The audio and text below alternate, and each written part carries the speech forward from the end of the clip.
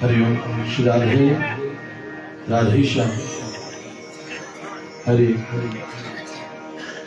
बोले वृंदावन वांगे बिहारी लाल की श्रीमद् भागवत महापुराण की सद्गुरु महाराज की जय जय श्री राधेश्याम।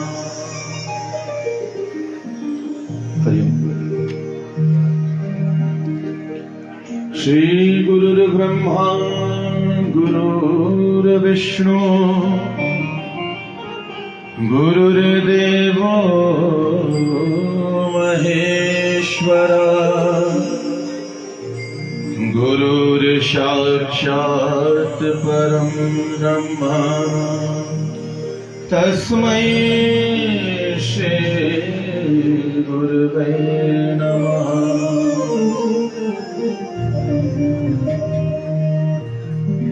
गजाननं भूतगणादिसेवितं कपित्थजम्बो फलचारुभक्षणम् उमासुतं शोकविनाशकारकम्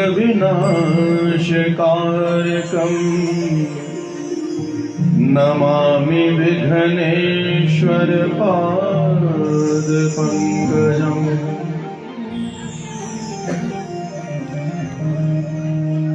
नारायणं नमस्कृत्य नरं चैव नरोत्तमं देवीं सरस्वतीं व्यासं ततो जयमुदीरयेत्।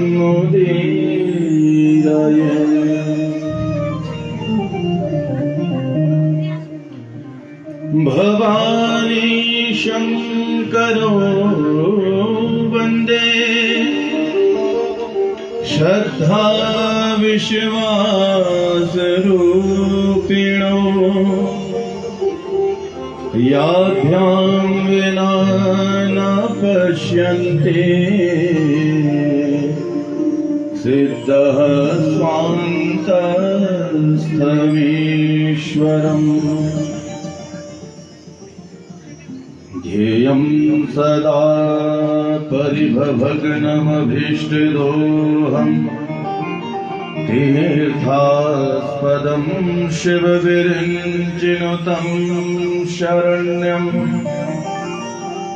भृत्यार्तिहं प्रणतपालभवाब्धिपोतं वन्दे महापुरुष ते चरणारविन्दम्। वंशे विभूषितकरानवनीलनाभा पीताम्बरा तरुणबिम्बफलाधरोष्ठा पूर्णेन्दुसुन्दरमुखादरविन्दनेत्रा कृष्णात् परं किमपि तत्त्वमहं न जाने। कथा प्रारंभ होत है सुनो वीर हनुमान राम लखन सिया जानकी सदा करो कल्याण। बोली भक्त वत्सल भगवान की कृष्ण कन्हैया लाल की आनंद कंद भगवान की जय जय श्री राधे जय जय श्री राधे जय जय श्री राधे। आइए मनवाणी को पवित्र करने के लिए भगवान के नाम का आश्रय धारण करें और फिर कथा में प्रवेश करें। भगवान के ऊपर ऐसा भरोसा होना चाहिए कि भगवान हमारे हैं और हम भगवान के हैं। प्रेम से कहिए जय श्री राधे।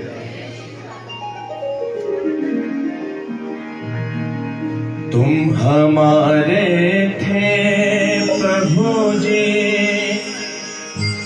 तुम हमारे हो, तुम हमारे रहोगे ओ मेरे प्रियतम। तुम हमारे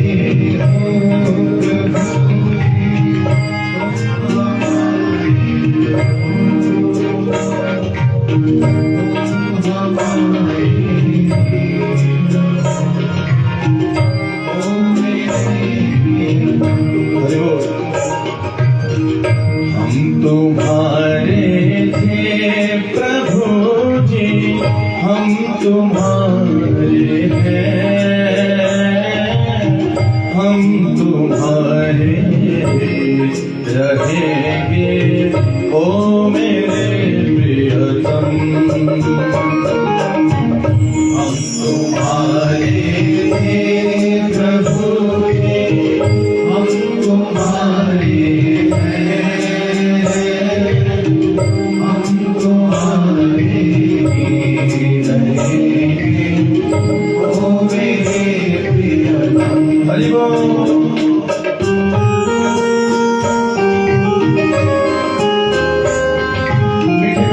सेवा करते हैं भगवान के नैया को अपने भगवान में बैठा लीजिए ताकि मन भगवान की कथाओं में भगवान से जुड़ा रहे। प्रेम से कहिए श्री राधे।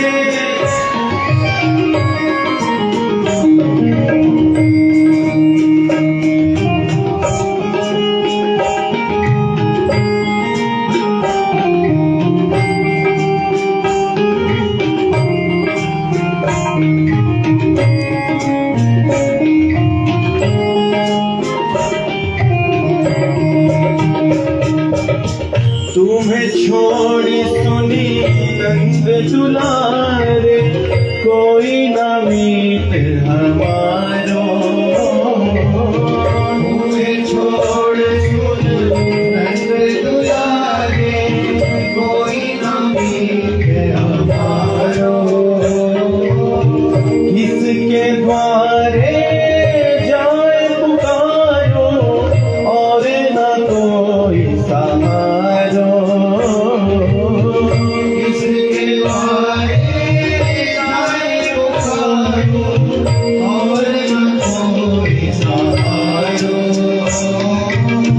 अब तो आंखें बाह पकड़ दो ओ मेरे प्रियतम।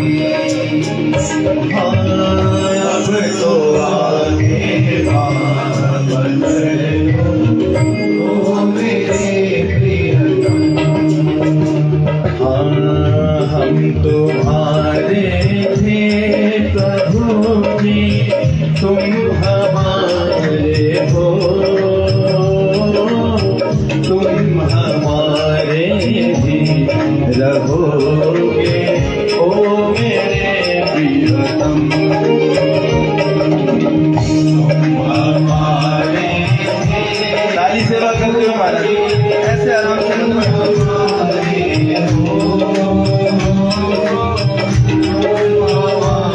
नीचे वाले भी जरा अपने हाथों को खोल लीजिए महाराज। ओ मेरे प्रियतम, भगवान के ऊपर ऐसा भरोसा हो। हरि बोल।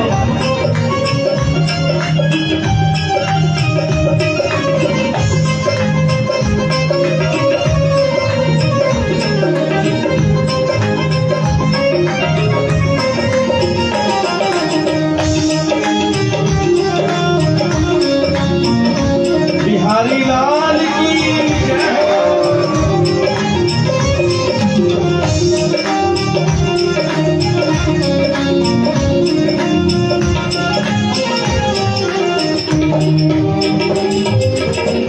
तेरे कारण सब जग छोड़ा, तुमसे नाता जोड़ा। तेरे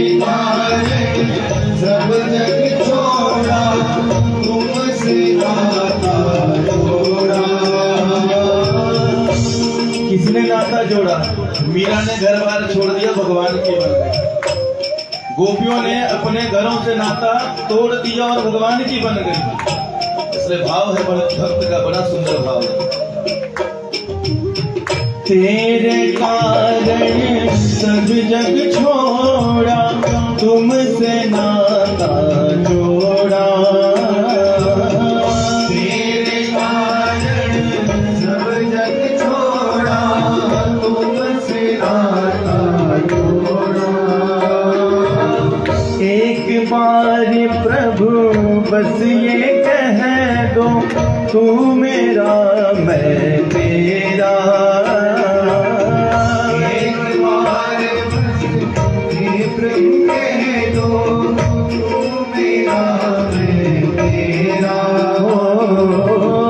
एक बार प्रभु बस ये कह दो, तू मेरा मैं तेरा।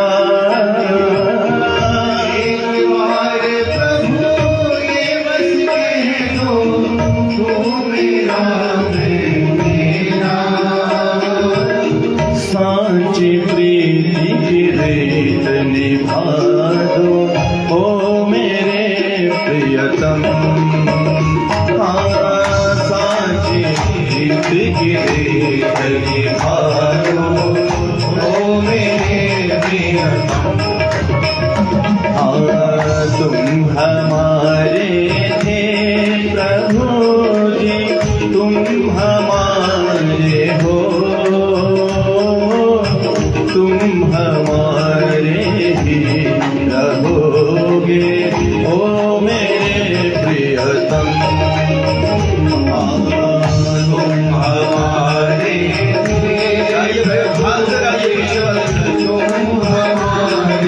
हो, जय हो। तुम हमारे ही रहोगे, ओ मेरे प्रियतम। हम तुम्हारे थे प्रभु जी, हम तुम्हारे हैं,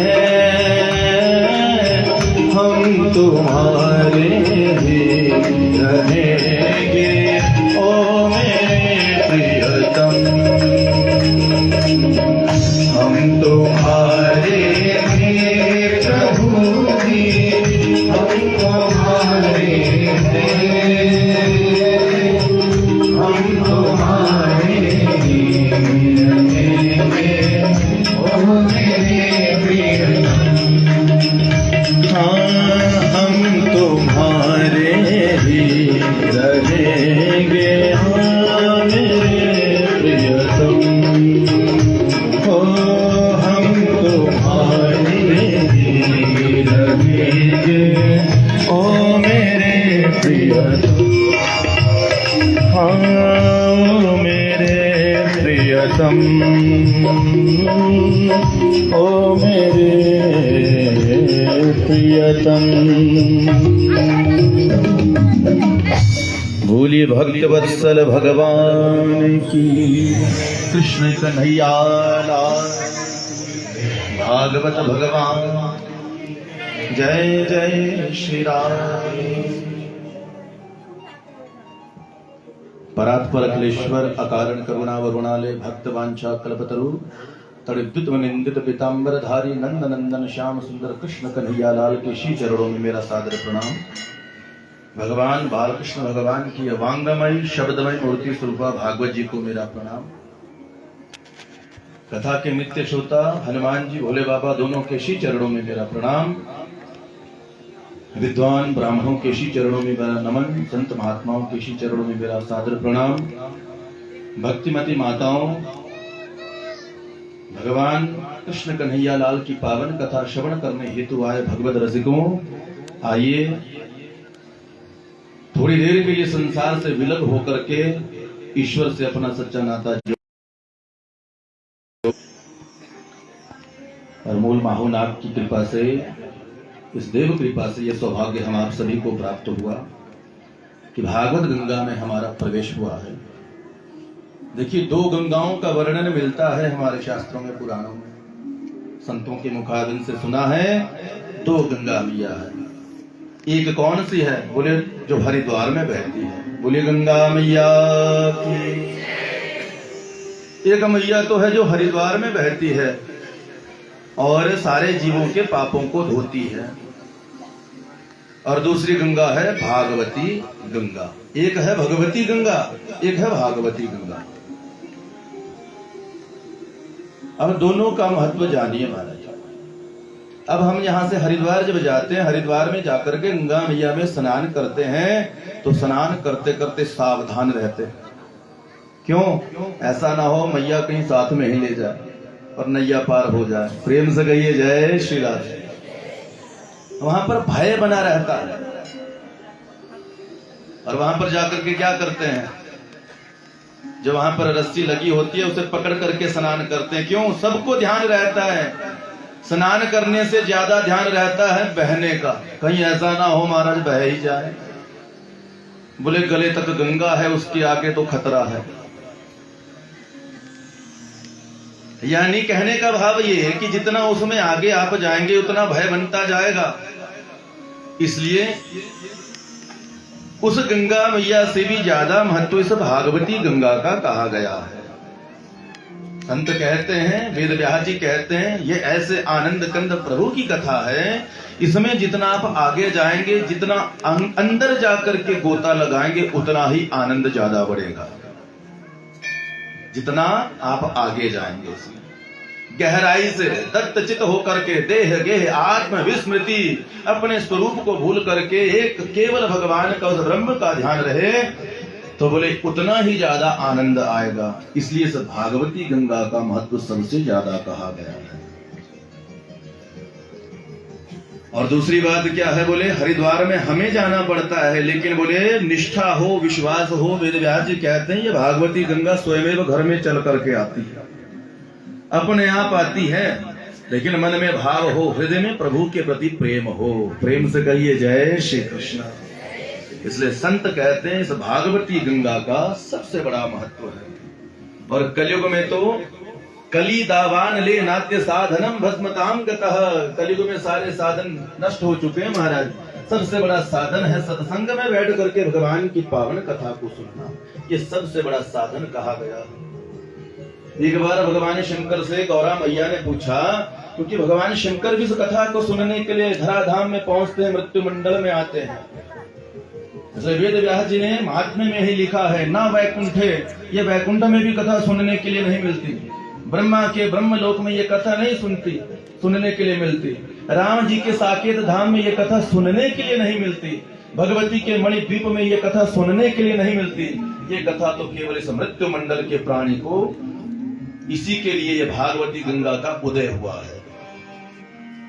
इसलिए बड़ा भागी है मृत्यु मंडल का प्राणी जिसके लिए स्वयं भगवान प्रकट हुए हैं बंधुओं। ऐसा महत्व है।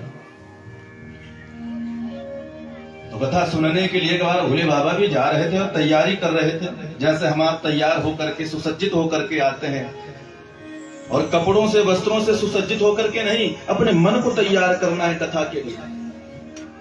वस्त्र धारण करके तो कोई भी आ सकता है बढ़िया महाराज, लेकिन पक्का विश्वास करके, पक्का मन बना करके कि आज ब्रह्म से मिलने के लिए जा रहा हूं, ऐसा कोई बिरला ही भक्त होता है जो यूं कह ले कि मैं भगवान से मिलने के लिए जा रहा हूं। इसलिए जब कथा में आओ बंधुओं, तो कथा में इस भाव से जाना है कि उस भगवान कन्हैया बैठ करके भगवान की पावन कथा सुनते हैं, हमारे पाप नष्ट क्यों ना हो।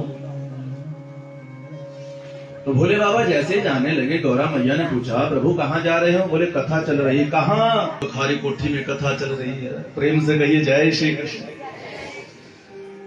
और वहां पर कथा चल रही है, सारे देवी देवता वहां जा रहे हैं देवी, इसलिए मैं भी कथा सुनने के लिए जा रहा हूं।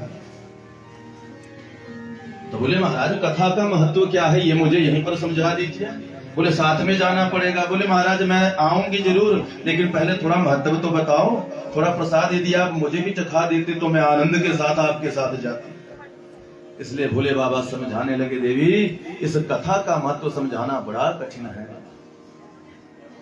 जितने भी दान पुण्य अनुष्ठान यज्ञ धार्मिक अनुष्ठान जितने भी हैं, उसे एक पलड़े में रख दिया जाए, दूसरे पलड़े में इस सत्संग को, इस कथा को रख दिया जाए, तो भागवत का पलड़ा भारी रहेगा। इसलिए भोले बाबा स्वयं कहते हैं, गौरा तात स्वर्ग अपवर्ग सुख धरिए तुला एक अंग तूल न ताहि सकल मिले जो सुख लव सत्संग जो सुख लव सत्संग। सारे साधनों को यदि मैं एक पलड़े में रखूं, दूसरे पलड़े में इस सत्संग को भागवत जी को रखूं तो इसका पलड़ा भारी रहेगा। ऐसा महत्व है इस भागवत कथा का। इसलिए मैं बार बार कथा में कहता हूँ, ये मनोरंजन का साधन नहीं, भगवान से मिलने के लिए जाना है, धर्म कमाने के लिए जाना है, कृष्ण को प्राप्त करना है। इसलिए भागवत में लिखा है, कृष्ण प्राप्ति कर्म साधनम तद्वदाधुना। शौनक आदि ऋषियों ने सूत जी से यही प्रश्न किया, जिससे कृष्ण की प्राप्ति हो वो साधन आप हमें बताइए। इसलिए मनोरंजन का साधन नहीं, ये तो भगवान से मिलने का साधन है। प्रेम से कहिए जय श्री कृष्ण। किसके मन में भाव है कि भगवान से मिलना है, तो बस आनंद से भगवान की कथा में अपने मन को रमाइए। अरे बैठे बैठे ही भगवान से मिला देंगे आपको, भगवान से मिलन हो जाएगा। श्रवणम सर्वधर्मेभ्यो अधिकम मन्ये तपोधना वैकुंठस्थ यथा कृष्ण श्रवणात् यस्य लभ्यते। सबसे बड़ा संस्कार है भगवान की कथा को सुनना। अरे सुनते सुनते ही कलयुग का प्राणी साकेत धाम पहुंच जाता है, राम जी के कन्हैया के गोलोक धाम पहुंच जाता है। इसलिए सबसे बड़ा संस्कार ये श्रवणगत संस्कार है। इसलिए भाव से कथा में मन को लगाइए। कल आपने कथा में श्रवण किया बंधुओं, आइए हरि चर्चा में प्रवेश करते हैं। कल आपने कथा में श्रवण किया, शौनक आदि ऋषियों ने प्रश्न किया है कि वही कथा आप हमें सुनाइए जिससे राजर्षि परीक्षित ने श्रवण किया। और राजर्षि परीक्षित का जन्म कर्म भी और सुखदेव जी का जन्म कर्म भी बड़ा अद्भुत है। सुखदेव जी का जन्म आपने कल कथा में श्रवण किया। अब आइए राजर्षि परीक्षित का जन्म किस तरह से हुआ, कैसा अद्भुत कर्म हुआ और किस तरह कर्म बिगड़ा, कथा में हम जानते हैं। यदा मृधे कौरव सिंजयाना वीरेष्वथो वीर गतिम गतिषु वृकोदरा विद्ध गदाभिमर्षा भग्नोरुदंडे धृतराष्ट्रपुत्रे। सूत जी महाराज कथा सुनाने लगे कि जिस समय महाभारत का युद्ध हुआ, एक तरफ कौरव थे, दूसरी तरफ पांडव थे, और ये धर्ममय युद्ध हुआ। धर्म का युद्ध हुआ। युद्ध कहाँ हुआ? कुरुक्षेत्र में। और महाभारत जी के विषय में क्या एक भ्रांति फैली हुई है, बोले महाभारत ये पोथी अपने घर में नहीं रखनी चाहिए। क्यों? भाव है लोगों का, बोले घर में ही महाभारत कहीं शुरू ना हो जाए, इसलिए घर में बोले महाभारत नहीं रखनी चाहिए। लेकिन वेद व्यास जी ने क्या लिखा है, बोले यन्न भारत तन्न भारत। जो भागवत में सारे के सारे ग्रंथों का समग्र ज्ञान डाला है वेद व्यास जी ने, इसलिए उसका नाम है शत साहस्री, यानी 1,00,000 श्लोक है महाभारत में। गृहस्थ धर्म का, संत महात्माओं का क्या धर्म है, सबका धर्म महाराज उसमें लिखा है। क्या कर्म है, क्या विधि होनी चाहिए गृहस्थ आश्रम की, सारा का सारा वर्णन उसमें डाला है। इसलिए समग्र ज्ञान वेद व्यास जी ने महाभारत में रखा है। और महाभारत का युद्ध हो रहा है कहाँ? युद्ध होने लगा कौरवों का पांडवों का कुरुक्षेत्र में। गीता जी का पहला श्लोक क्या है? धर्म क्षेत्रे कुरुक्षेत्रे समवेता युत्सवः माम का पांडवश्चैव किम कुर्वत संजय। पहला श्लोक है गीता जी। बोले महाभारत क्या है? पहले ही श्लोक में सारा का सारा अर्थ निकल जाता है बंधुओं। धृतराष्ट्र पूछ रहे हैं माम का पांडवश्चैव किम कुर्वत संजय। ध्यान देना बात को, महाराज ध्यान के ऊपर थोड़ा, इस बात के ऊपर ध्यान देना। महाभारत कहां पर शुरू होता है? धृतराष्ट्र पूछ रहे हैं मेरे और पांडु के पुत्रों ने कुरुक्षेत्र की भूमि में किस तरह से क्या कर रहे हैं, युद्ध कर रहे हैं, क्या कर रहे हैं वो? माम का पांडवश्चैव, और ये पांडव जो है धृतराष्ट्र के ही महाराज भाई के पुत्र है, लेकिन उन्हें अपना नहीं कह रहा है। पहले श्लोक में कह दिया माम का पांडवश्चैव, पांडु के पुत्र है महाराज ये पांडव, और धृतराष्ट्र के पुत्र है कौरव, लेकिन दोनों सगे भाई है। पांडु छोटे थे, धृतराष्ट्र बड़े हैं, लेकिन प्रश्न कर रहे हैं कि मेरे पुत्रों ने और पांडु के पुत्रों ने क्या किया? अरे ये युधिष्ठिर आदि ये भी तो तुम्हारे ही भाई के पुत्र हैं। महाभारत कहां पर प्रकट होती है? जहां पर मैं और मेरा हो, वहां पर जाकर के महाभारत शुरू हो जाती है बंधुओं। और जहां पर जिस घर में मैं और मेरे का भाव रहता है वहीं पर महाभारत होती है। प्रेम से कहिए जय श्री कृष्ण। धृतराष्ट्र पूछ रहे हैं मेरे और पांडु के पुत्र ने क्या किया? अरे सगे भाई के पुत्र हैं, लेकिन मन में जहां पर मैं और मेरा होता है वहां पर जाकर के महाभारत शुरू हो जाता है। इसलिए पुराणों में लिखा है ममेति बद्धते जंतु न ममेति प्रमुच्यते, जो मैं कहता है वो बंधन में बंधता है, न ममेति प्रमुच्यते, जो मैं नहीं कहता वही बंधन से मुक्त होता है। बोले वृंदावन धाम के बिहारी लाल। महाभारत का युद्ध होने लगा। युद्ध में पांडवों ने, कौरवों के राजा है दुर्योधन, 99 भाई मार दिए, दुर्योधन की जंगा तोड़ दी, भूमि पर पड़ा है। द्रोणाचार्य का पुत्र आया अश्वत्थामा, अश्वत्थामा ने जो दर्शन किया अपने यजमान का, रोने लगा।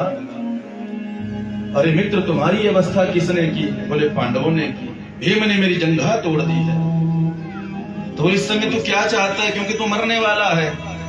बोले दुख मुझे इस बात का है कि हम 100 भाई थे, 99 मारे गए, मैं भी मरने वाला हूँ। दुख है तो इस बात का कि पांडव 5 थे और आज भी 5 हैं, एक भी कम नहीं हुआ। यह है वो मत्सर रूपी दोष। मत्तः सरती, इसका वैभव मुझसे ज्यादा, इसका परिवार मुझसे ज्यादा समृद्ध, इसकी शक्ति मुझसे ज्यादा, यह है मत्सर रूपी दोष बंधुओं। बोले वृंदावन बाम के बिहारी लाल की।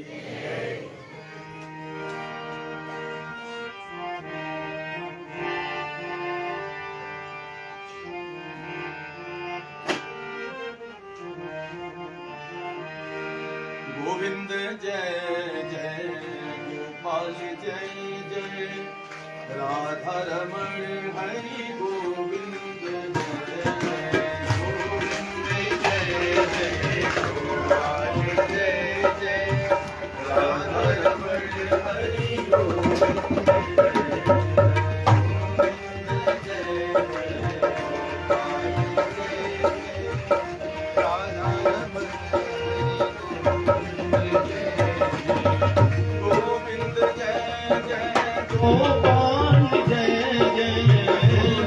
गोविंद जय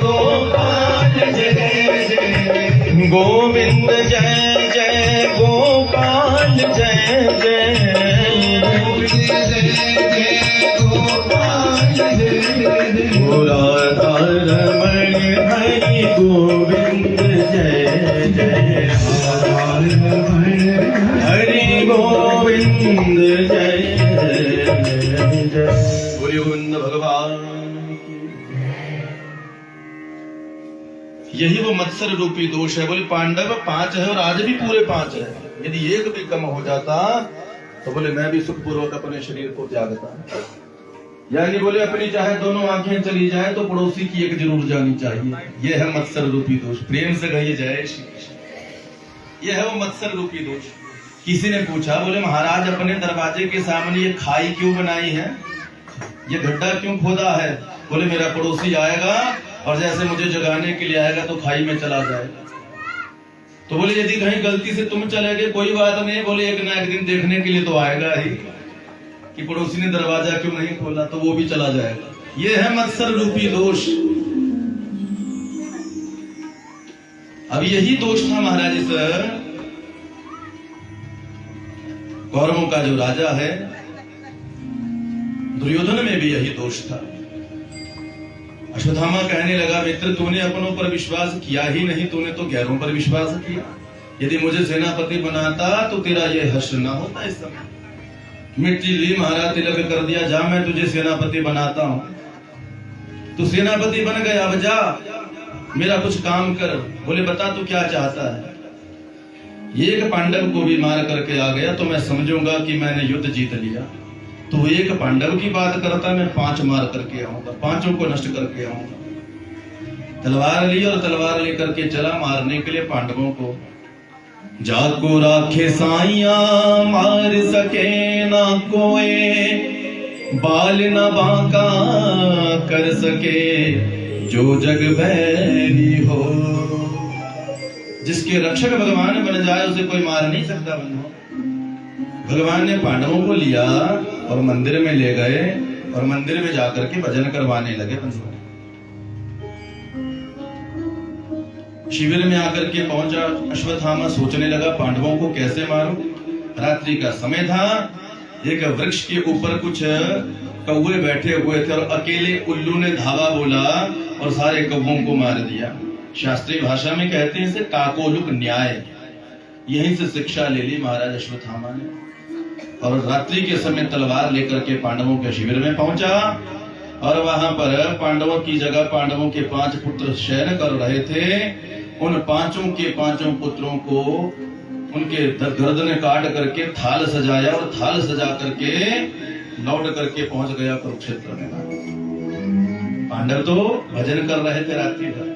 प्रातः काल हुई, द्रौपदी मैया अपने पुत्रों से मिलने के लिए गई तो क्या देखा, चारों तरफ खून की नदी बह रही है। अनहोनी की आशंकाएं होने लगी। दरवाजा खोला तो क्या देखा, मांस के लोथड़े दिखाई दे रहे हैं। सामने मस्तक है नहीं, धड़ सामने पड़ा है, जिसे देख करके व्याकुल हो गई। कुररी एक पक्षी होता है, कुररी पक्षी, उस पक्षी की भांति फूट फूट करके रो रही है।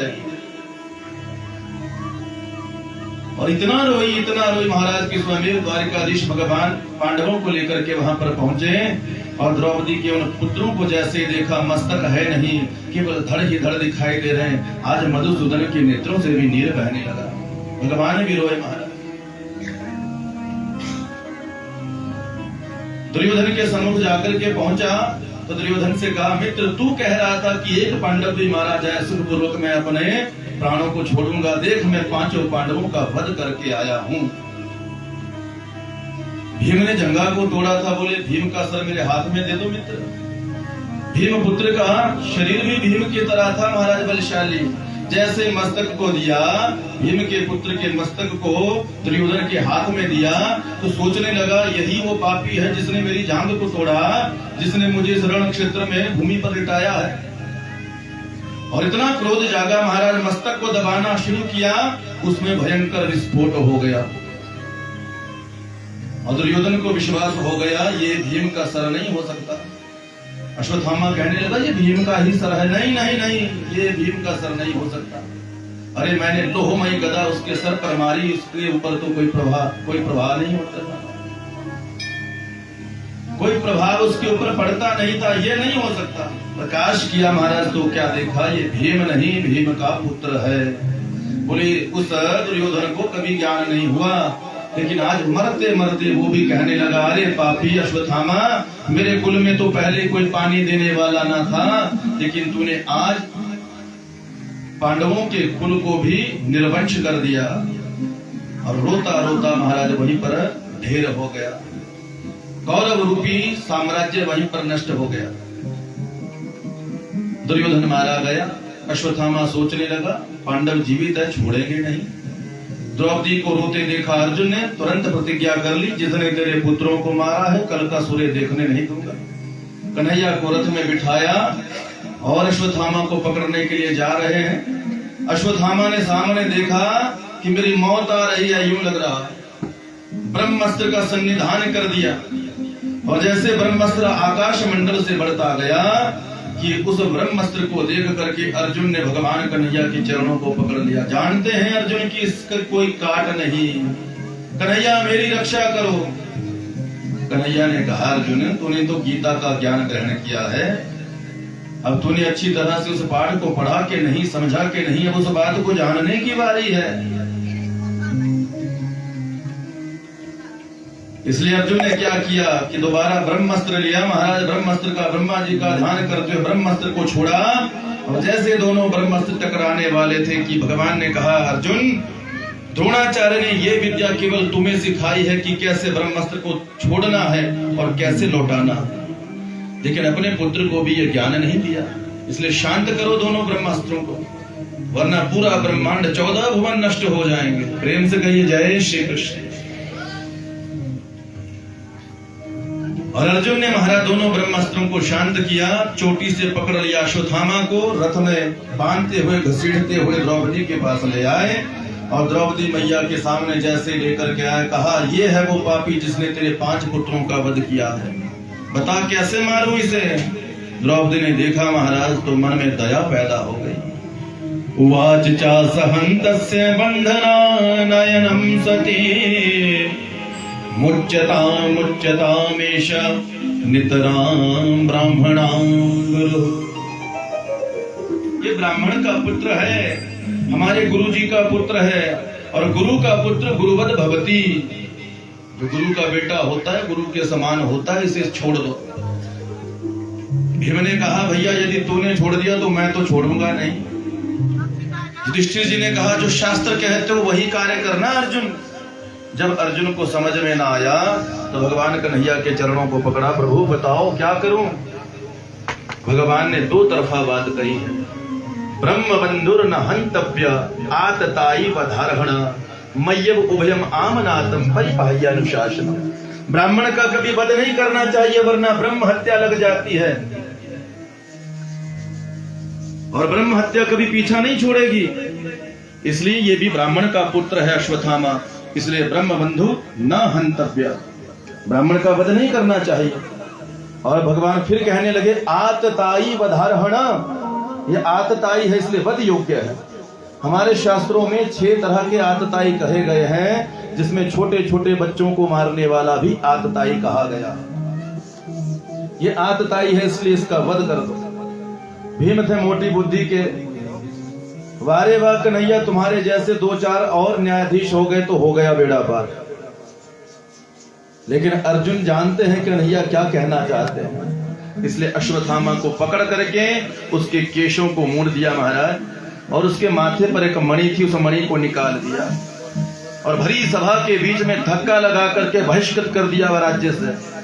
ब्राह्मण का संत का यदि अपमान हो जाए सभा के बीच में, वो उसकी मृत्यु कही गई है। ब्राह्मण का अपमान ही उसकी मृत्यु कही गई है। यदि आप लाठी से तलवार से ब्राह्मण को मारेंगे महाराज तो ब्रह्म हत्या कभी पीछा नहीं छोड़ेगी, क्योंकि शास्त्र कहते हैं ब्रह्म बंधुर न हंतव्य। लेकिन ब्राह्मण का संत का अपमान उसकी मृत्यु कहा गया। अश्वत्थामा को बहिष्कृत कर दिया गया और राज्य से बाहर निकाल दिया गया।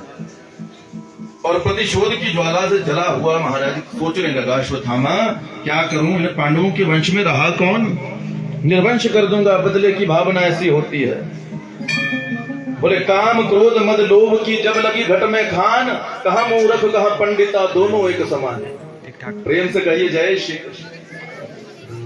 यदि मन में क्रोध पैदा होता रहे ब्राह्मण के संत के, तो महाराज वो ब्राह्मण संत कहलाने योग्य नहीं। संत हृदय नवनीत समाना, संत का हृदय तो माखन की तरह। ब्राह्मण कैसा हो, शांता संत सुशीलाश्च सर्वभूत हितैरता क्रोधम कर्तुम न जानन्ति हे ब्राह्मण से लक्षण।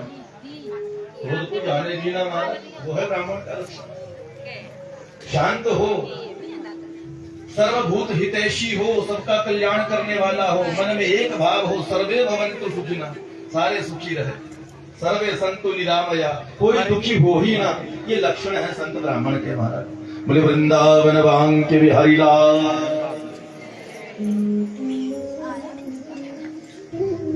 अब क्रोध से भरा हुआ महाराज क्या करता है, सोचने लगा इनके वंश में रहा कौन। तब ध्यान आया जिस समय महाभारत का युद्ध हो रहा था तो अभिमन्यु की पत्नी उत्तरा वो गर्भावस्था में थी, इसलिए उसके गर्भ को अब नष्ट कर देता हूँ। दोबारा ब्रह्मास्त्र छोड़ दिया महाराज, और ब्रह्मास्त्र को जैसे ही छोड़ा तो उस उत्तरा ने भी भगवान कन्हैया का स्मरण किया, हे मधुसूदन रक्षा करो। पाहि पाहि महायोगिन देव देव जगत्पते नान्यं त्वदभयं पश्ये यत्र मृत्यु परस्परम। हे कन्हैया, इस समय कोई मेरी रक्षा नहीं कर सकता, इसलिए मैं मर जाऊं इस बात की चिंता नहीं। मां में गर्भो निपात्यताम, ये गर्भस्थ शिशु नहीं मरना चाहिए, ये पांडवों का चिराग है। भगवान ने कहा चिंता क्यों करती है? जैसा कि माँ का अपने बच्चे पर प्रेम उमड़ता है, तो बच्चा जान करके मेरे ऊपर प्रेम तो उमा, प्रेम की एक बार गंगा तो वहां मेरे ऊपर। और जैसे मातृवत प्रेम उमड़ा महाराज उत्तरा के मन मंदिर में, हृदय भवन में भगवान चले गए चतुर्भुज रूप बना करके और गर्भस्थ शिशु की रक्षा करने लगे।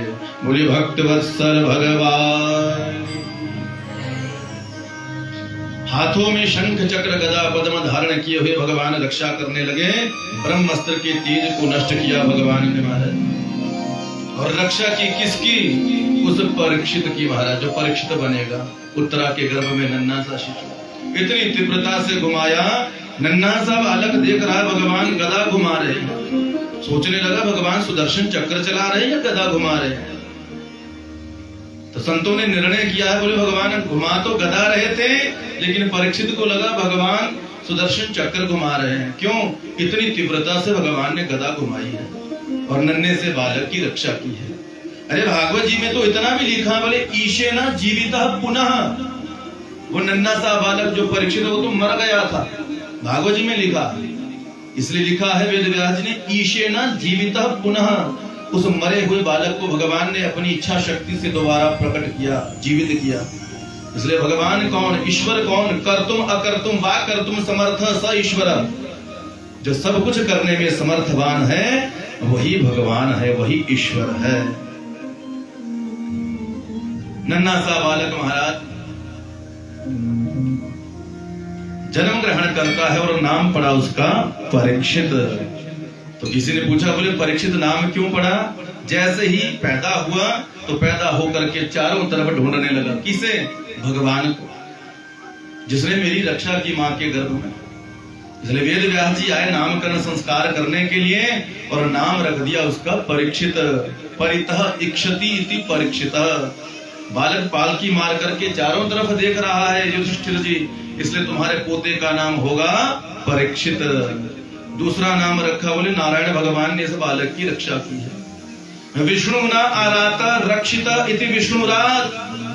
दूसरा नाम रख दिया उसका विष्णुरात, क्योंकि भगवान नारायण ने स्वयं उस गर्भस्थ शिशु की जाकर के रक्षा की है। बालक बड़ा होने लगा महाराज।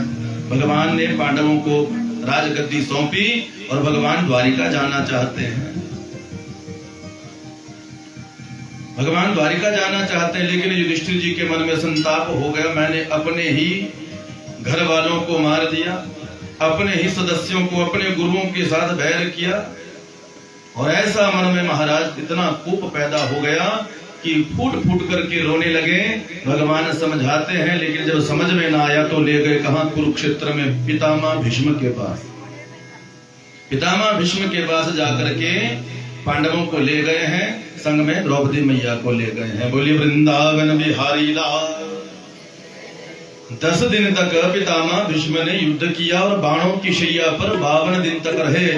पिता ने वरदान दिया है इच्छा मृत्यु का, इसलिए पांडवों को ज्ञान दिया महाराज पितामह भीष्म ने। और जैसे ही उत्तरायण का पर्व आया तो उत्तरायण के पर्व में पांडवों को ज्ञान देने के बाद दत्तचित होकर के भगवान का दर्शन करते रहे। संक्षिप्त रूप से कथा में प्रकाश डाल रहा हूं। सबसे सुंदर गति हुई महाराज परीक्षित की और पितामह भीष्म की।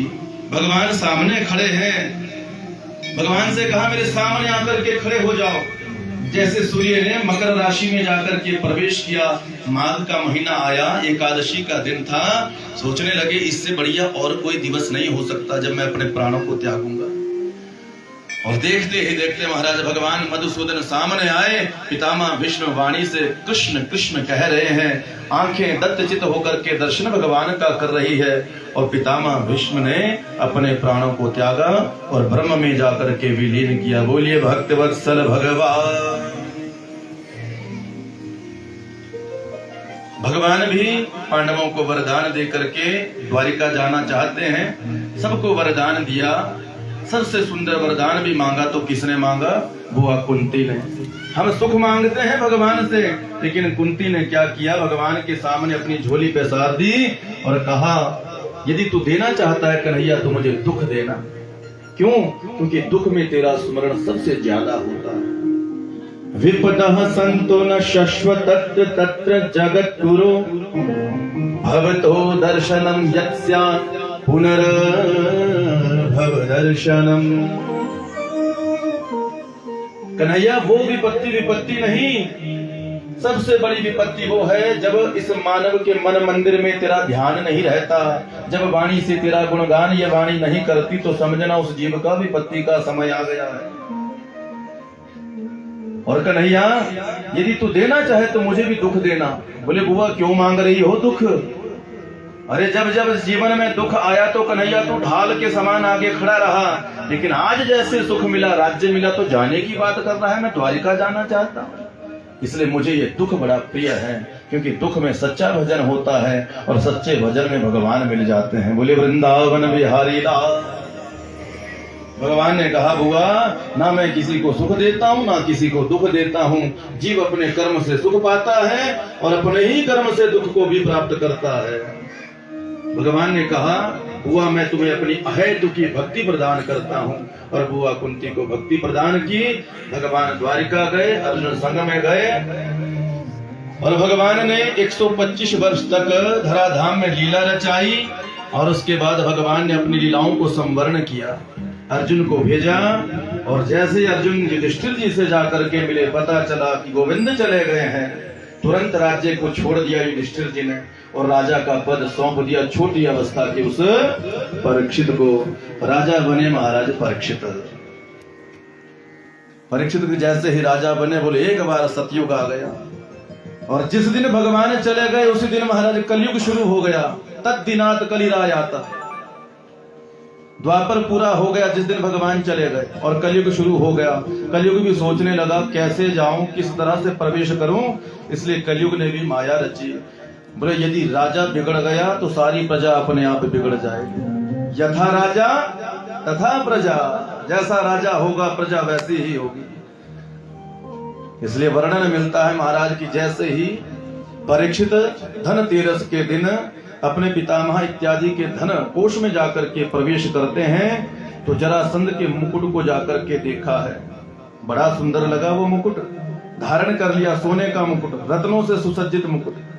और अपनी प्रजा का निरीक्षण करने के लिए जैसे राज्य से जा रहे थे कि पीछे कलयुग पड़ गया। वर्णन मिलता है भागवत जी में, बोले गाय और बैल का जोड़ा बना करके पहले चला है। बोले वृंदावन वाम के बिहारी लाल।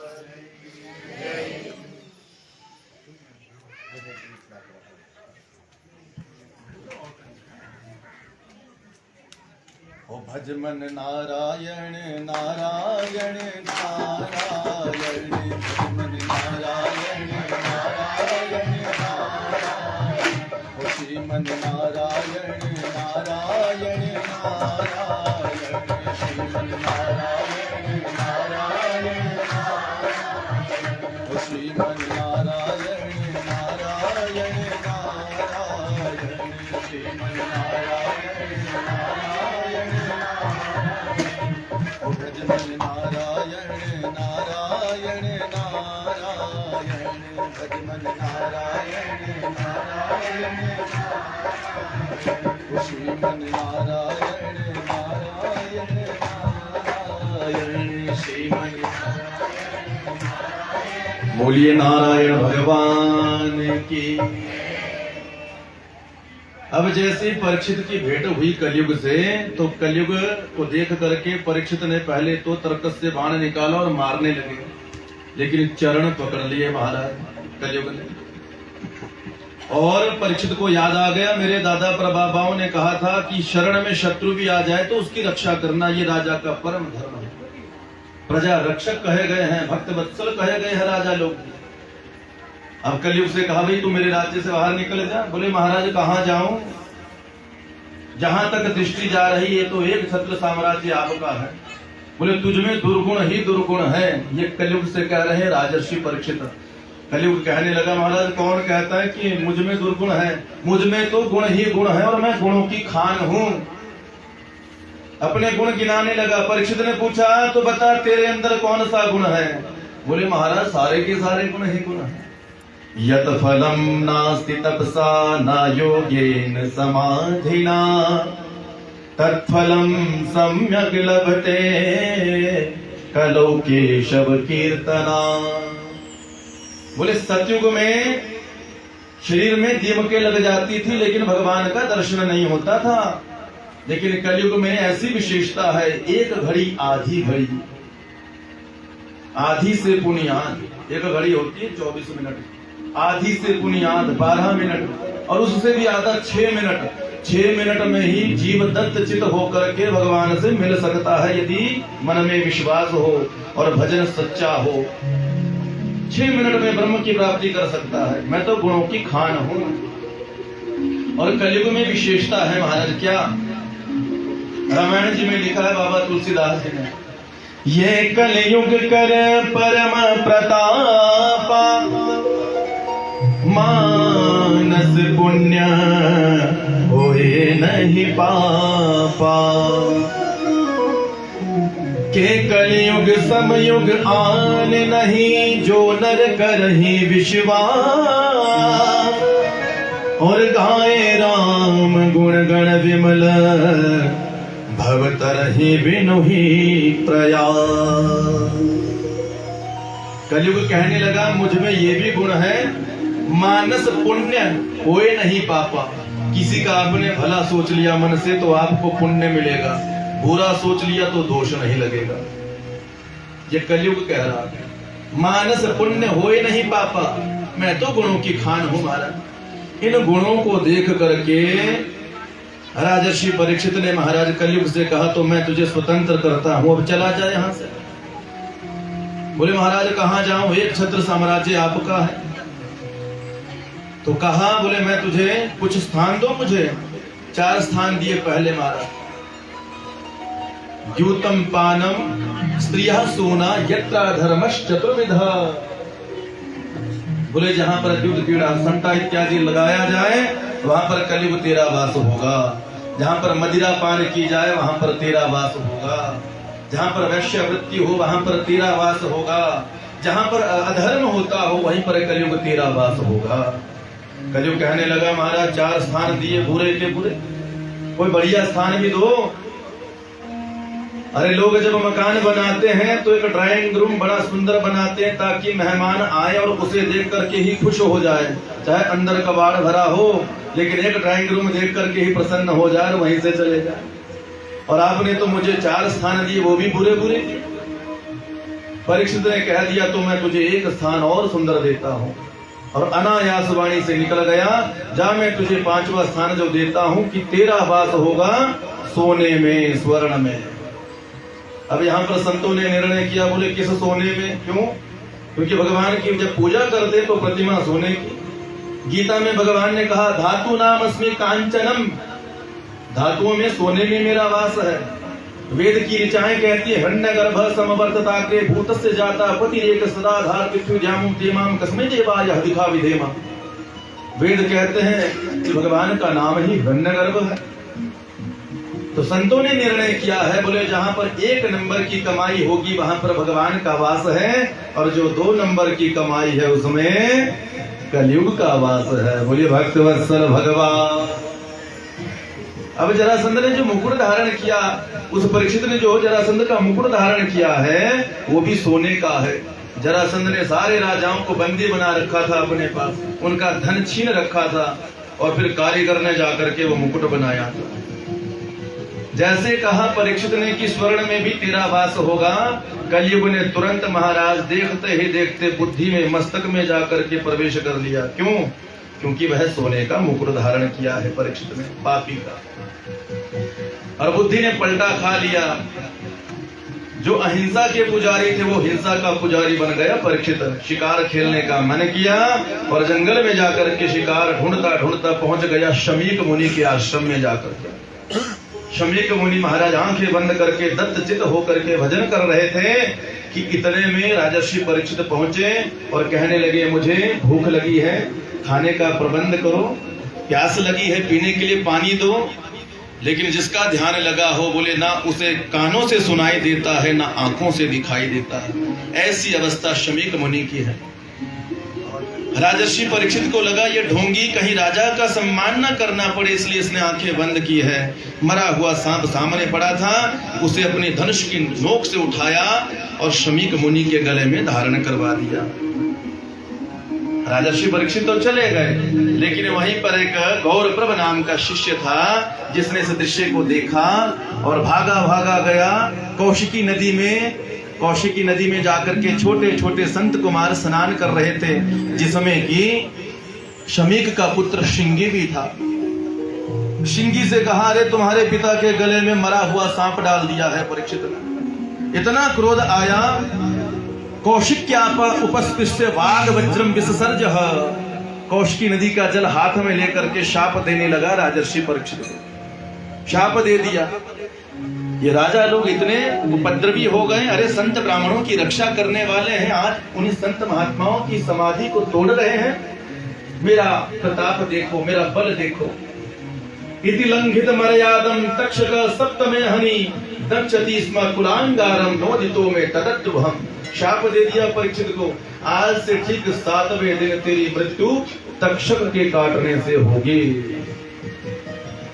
और जैसे अपने पिता के पास गए, पिता को देखा, गले में सांप पड़ा है। पिता की आंख खुली, सांप को किनारे रखा और पूछा, बेटा क्यों रो रहा है? शिष्य ने कहा, महाराज परीक्षित ने आपके गले में सांप डाला और इसने उसे शाप दे दिया है। क्या शाप दिया? 7 दिन बाद तुम्हारी मृत्यु सांप के काटने से हो जाएगी। परीक्षित को इस बात का पता नहीं, घर में पहुंचने जाता, अपने पुत्र को फटकारा और भेज दिया, बेटा जा और जाकर के शिष्य से कहा, उस परीक्षित को कहो जाकर के तुझे 7 दिन बचे हैं तेरे जीवन के, और जो साधन बनता हो वो पूरा कर ले। क्यों? 7 दिन बाद काल आएगा और काल के गाल में तू चला जाएगा। शिष्य गया परीक्षित के पास। परीक्षित को जैसे पता चला 7 दिन बाद मरना है, राजसी वस्त्र त्याग दिए, संत का बाणा धारण कर लिया और गंगा घाट में जाकर के पहुंच गए। पत्नी इरावती से मिले, जन्मेजय को राज्य सौंप दिया, गंगा घाट में जाकर के बाबा बन गए और भगवान संत महात्मा वहां पर आकर के डेरा बना करके बैठ गए। प्रश्न पूछने लगे सबसे, महाराज बताओ मेरा कल्याण कैसे होगा? ये संक्षिप्त रूप से आपको कथा कह रहा हूँ क्योंकि दिवस थोड़े हैं, समय थोड़ा है और कल भगवान का भी जन्म होना है। अभी तो परीक्षित का ही हुआ, कल भगवान कन्हैया का भी जन्म होना है, इसलिए संक्षिप्त रूप से कथा कह रहा हूँ। गंगा घाट में आकर के बैठ गए और सबसे एक ही प्रश्न किया, म्रियमाणस्य पुरुषस्य किम कर्तव्यम? मरने वाले को तरने के लिए क्या करना चाहिए?